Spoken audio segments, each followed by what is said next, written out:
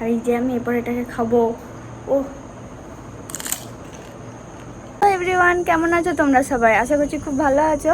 তো দেখতেই পাচ্ছ আজকে ওয়েদারটা এত সুন্দর যে বৃষ্টি পড়েছে, তার মধ্যে বৃষ্টিতে তো একটু টেস্টি টেস্টি খেতে ভালো লাগে সবারই। তো আমার আজকে খুব দই ফুচকা খেতে মন যাচ্ছিলো। আর এমনিতেও কদিন আমার প্রায় 10 দিন হয়ে গেল কোনো ভিডিও ছাড়া হয়নি।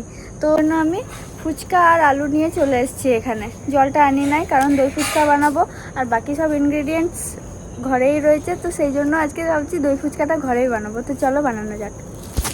এই যে আমাদের ফুচকা এখন বানানো হচ্ছে। আর একটা প্লেটে না, এই যে আমাদের ফুচকা এখন প্লেটে চলে এসছে। এরপর সব দেখে দিচ্ছি তোমাদেরকে। যে চাটনি, এটা দই, আর এটা সব ছোলা টোলা দিয়ে, ছোলা আমার পছন্দ নয়, মা খাবে। আর এদিকে পেঁয়াজ কুচি, শসা কুচি, লঙ্কা কুচি আর লেবু আছে। যে আলু মাখা, আর এটা হচ্ছে সেও ভাজা আর ডালমট। এরপর এটা দিয়ে আমি ফুচকাটাকে বানাবো। এরপর তুমিই বানাও।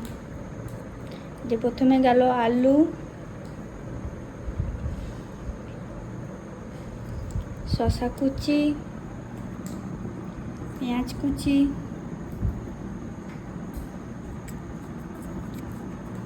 আমারটাতে কিন্তু বেশি লঙ্কা দেবেন না, লঙ্কা কুচি,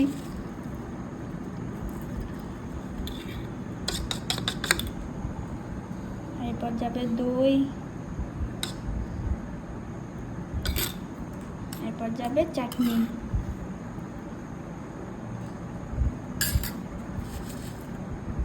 এরপর সেও ভাজা আর ডালমট। দেখতে কিছু কি সুন্দর লাগছে দেখো। ফুচকার সাথে কোনো খাবারেরই কোনো তুলনা হয় না। একটু পাতিলেবুর রস হবে নাকি? হ্যাঁ দাও। আর এই যে আমি এরপর এটাকে খাবো। ও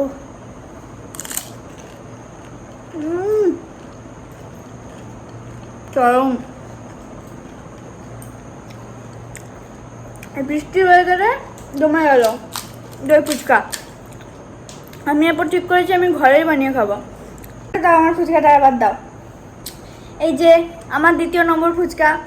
তো আমার মনে হয় এরকমভাবে করাটাই বেটার হবে। এত সুন্দর লাগছে খেতে যে তোমাদেরকে কি বলবো। তোমরাও এরকমভাবে বানাও ঘরে, আই গেস ভালো লাগবে। বাইরের থেকে অ্যাটলিস্ট ভালো লাগবে খুবই। তো চলো দেখা হচ্ছে নেক্সট ব্লগে। Thanks for watching.